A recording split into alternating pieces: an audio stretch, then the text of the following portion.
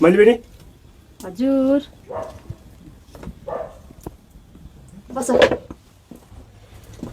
DP दाजु घर पुगेर माएको तिमी अब सित्राको पनि पेपर पशुपतिको पनि दर्शन अब रक्सी लिए होला नि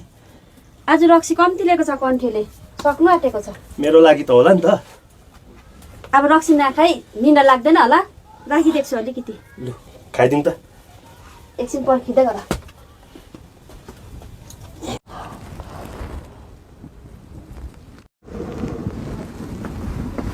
तिमी दाजु आज अलिकति कम्ती भयो ल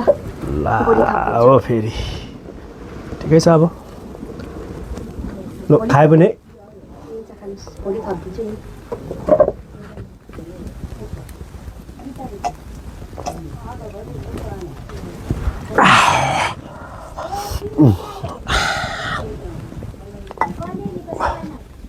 दिपी दाजु यो खालको रक्सी खुवाइल्यो भने चाहिँ माइला चपरासित रिटायर होइन तिमी पो छिटो रिटायर होला जस्तो छ है आज फेरि अचानक सायद मेलामा आएर कि तर ऊ सायद नआएको भए पनि म तिमीहरूको मेलामा त आउँथेँ नि तिमी चाहिँ किन आउनु हाम्रो डेकमा हामीलाई हेर्नु त माइला चपरासी थियो त अब साहेबले भनेपछि नआउनु तिमीहरूको मेलामा साँच्ची सुन न दिपी दाजु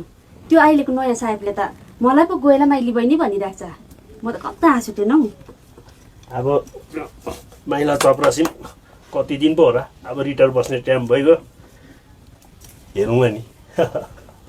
माइला चपरासी रिटायर त तिमी पो खुसी हुन्छौ त दिपी दाजु अब भनेको नि खुसी त कहाँ भएको हो र भन्नु त पायो नि त अन्त तिमी पनि भन्नु पाइन्छ पाए त्यही भन्छौ है खोइ त चिया पनि सकिहालेछ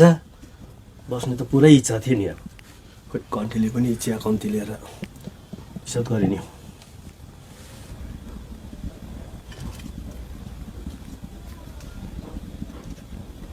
दिपी दाजु